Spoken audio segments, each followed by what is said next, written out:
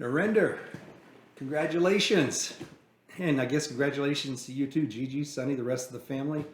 Man, I wish I could be there with you guys today. I'm actually having lunch with Dan Severs as he's retiring from Acuity Brands today. So sorry I couldn't be there, but he passes his best on to you and wish I could be there.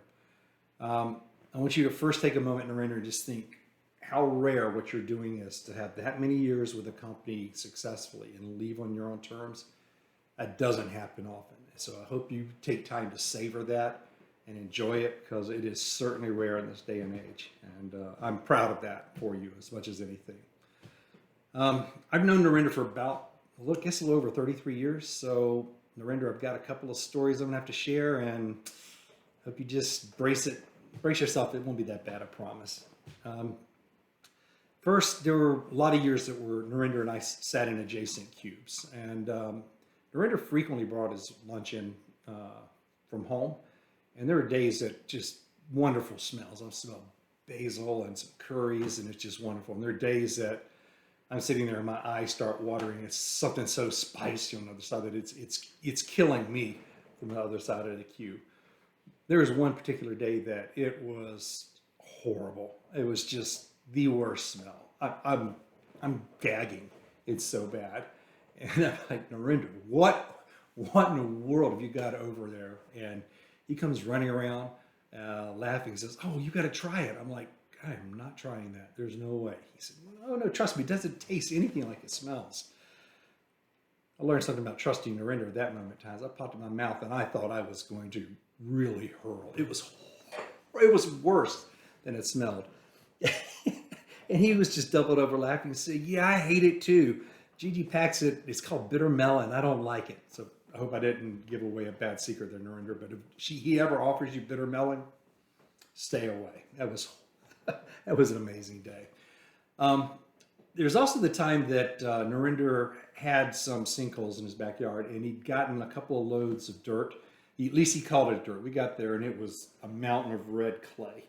I went over, and a lot of us from NCR were sitting over there shoveling and wheelbarrowing and dumping this stuff. And my son came over with me, and he just had a ball. He thought that was the biggest sandbox ever, just playing like crazy. And we worked hard, and Narinder fed us some pizza, and we drank some beer, and shared some stories.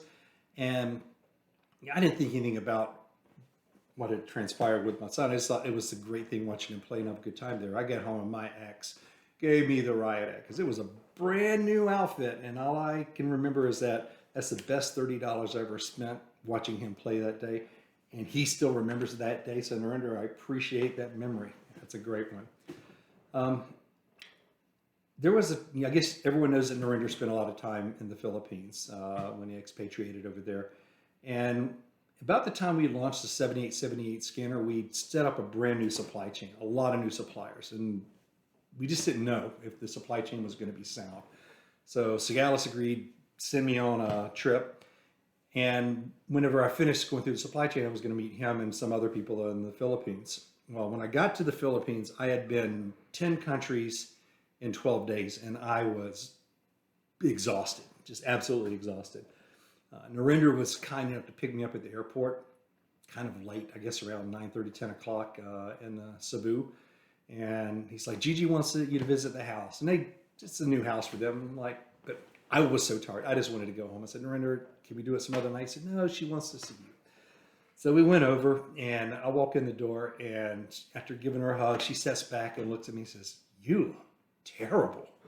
Narinder, he's not going into work in the morning. He's going to see my ladies. I'm like, what are we talking about here?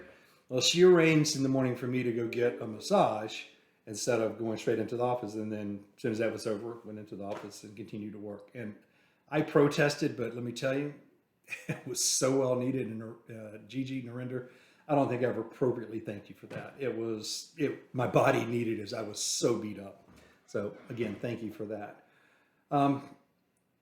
Another memory that I have that I want to share is that when Narinder got back from the Philippines, he and I both had employees that were working for us in Dundee. So our schedules worked out. We were both going over for 2 weeks, and we had a weekend to kill.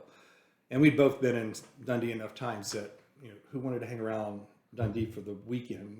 there's only so many parties you can go to or whatever. So it's like, let's go down to London, make a visit down to London. So we booked a hotel, flew down, and we were actually staying in a Marriott. And whenever I checked in, I go through the whole process, give them my passport and sign my credit card, all that stuff.